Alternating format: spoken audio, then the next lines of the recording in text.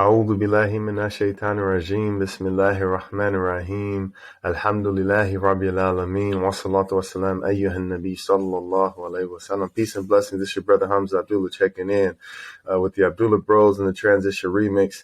Right now we're in our 7-step transition process during the month of Ramadan, where we're transitioning from something, whatever it is that we're transitioning from, and then we're transitioning to. Everyone has a very unique transition. So what are you transitioning from? And we have step 1, which was to officially retire that thing, what we're transitioning from. Step 2 was to take a break. Step 3 was to create a plan and a schedule of what you're wanting to transition to look toward, working towards what you want the transition to look for after you're done. Step 4 was to get a mentor. Step 5 was evaluate your overall health. And step 6 is to control our circle. And in the circle is FIFA, the acronym FIFA, family, identity, finances, and attitude. And with the lost permission, we've already covered family and identities, and now we're going to work on finances. And these finances mean something different for every single person. And I'm not a financial guru. I'm just talking about some things that I've learned along the way. And one thing that I've learned is charity and being of service. And these are the last 10 nights of Ramadan. And you're going to hear about donating, and it purifies your wealth and it multiplies your wealth and it never decreases. And I'm here to tell you, man, that stuff is true. That stuff is true. There are 2 charities.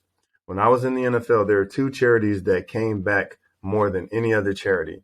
Number 1 was helping someone pay for their burial expense. So if someone, wasn't able to pay for their family getting buried, and then just giving them a little bit of sadaqah, paying a little bit, and then the feeding of the faster, the iftar. Those 2 charities I've witnessed with my own finances. When I gave in those 2 fashions, subhanAllah, Allah returned that to me in a heartbeat. And so what can we do during these last 10 months, or these last 10 nights of Ramadan? Maybe we don't have the extra funds to give, and we would like to give, and we like to give more. But what can we give? Well, maybe we can give service. Maybe we can volunteer. That's another form of financial service, to volunteer. There's a lot of these organizations that maybe you're passionate about. There are organizations that help with foster care, that has the CASA, the court-appointed special advocate for the foster kids. There's things like Ticket to Dream that helps. Their mission is to for foster kids to just be kids. So there's ways to help out the orphans. There are ways to help out single mothers, and there's ways to help out young kids. And so that's a way to purify your finances. That's a way to increase yourself in your finances if you increase yourself in service. And I listen to this Earl Nightingale video every day, and he talks about if you want to increase your income, then increase your service. And the way to increase your service is by think of different things. Hey, what more can I do? What's something else that I can do? If you love to paint, if you love to draw, obviously, whenever we talk about something creative, I talk about painting and drawing because I like that stuff. And I feel like artists are always in need. Just like an engineer is always in need, an artist is always in need. So what form of art can you do, whether it be on the side or it may even, take care of your mainstay, your main profession with the law's permission. And so here we are just talking Transition Remix, talking about our finances and controlling our circle. And there are a number of different brothers and sisters on social media and have these financial plans and things like that and can be your financial mentor. That's not me. I have people that I look to for guidance and for help. I'm just talking about what I found personally when it comes to finances is they're just increasing in that service. And so with the law's permission, ask yourself, man, how can I increase myself in this service? When we're in transition, and for those of you on the computer, I'll show you that when we get to the end, and we're going to get to the end with the law's permission, there's at the end of step 6 is step 7. And step 7 is going to be to write a goodbye letter.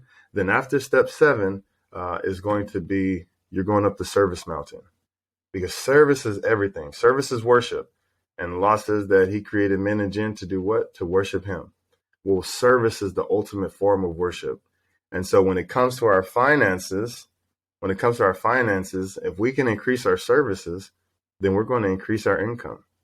But just increasing in that service, say, man, what am I good at? What do I like to do? There are some people that just love kids. Like there's some young brothers out there, man. We had the event the other night. There's a brother, Sam. I'm like, bro, you're really good with kids. So a way to increase yourself in service, man, you may want to start doing some training with kids or coaching with kids if you don't already do it. He probably already does it. But then all of a sudden you start getting more kids and you're like, hey, wait a minute. I need to incorporate this. This is a business now. At first I just did it out of my love. Now I have 20, 30, 40 kids that want to come and hang out with me and I can train. And I'm not doing this to get rich. I'm doing this so that this can be sustainable. And that's one of the things about when we increase ourselves in service. When we begin, if we begin with true intentions with the name of Allah, Allah's going to multiply it and bring it and bring it and bring it to say, hey, no, we want you to do more of this. Therefore, here, we're going to start paying you so that you can create a system of succession so that it's going to be here long after you. And also so that you can take care of yourself. Because if I'm working 50 hours a week and then I'm trying to coach 30 hours a week, well, what time is that going to leave with my family? But if we can flip that to where now I'm only working like 20 hours, 10 hours a week, and I can coach for 20 and 30 hours, which is what I want to do anyway, we all win. So what form of service can you offer in your transition during these last 10 nights? What can you do? And there are 2 charities in the event that you do have a few extra dollars, $1, $5, $10, $20, $500, whatever it is, there's no amount small enough, or there's no amount that's too small, I should say. There are 2 charities that I really love, and there's 2 charities that I'm going to campaign for these last 10 nights, inshallah. And there are Can I Be Vulnerable and 1866 Nasiha. And the Can I Be Vulnerable, man, this brother, BJ Williams, man, he went around with the camera just wanting to talk to Black men and talk about their going to therapy and wanted to bring the therapy conversation and the mental health conversation to places that we weren't really talking about it. And so this brother, he went out and got a camera and he got celebrities, he got athletes, he got, professionals and entrepreneurs to talk about their journey in mental health. And this brother took it a step further where he created an entire mental health bus where he's going to go to the community. And he had an event where we were privy to go to in Los Angeles, where he went to Jefferson High School, a mental health bus where you can come and students can come and sit on the bus. And he's like, we're bringing therapy to the people. And so it's Can I Be Vulnerable? And please look them up on Instagram, look them up on Twitter, donate. Their link is in their bio. Please donate to that cause. It's a very beautiful cause. Can I Be Vulnerable? And then the other one is 1866 Nasiha.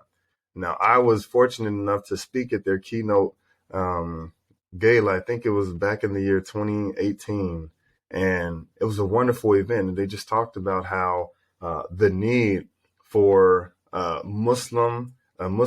foundational Islamic helpline where young Muslim kids and young people and people who are in a mental health crisis could speak to someone that was a mental health professional, but also was culturally competent and understood the deen and understood the way that we discuss our things and the way that we prioritize and promote Allah Azza wa Jalla and connecting everything to Allah.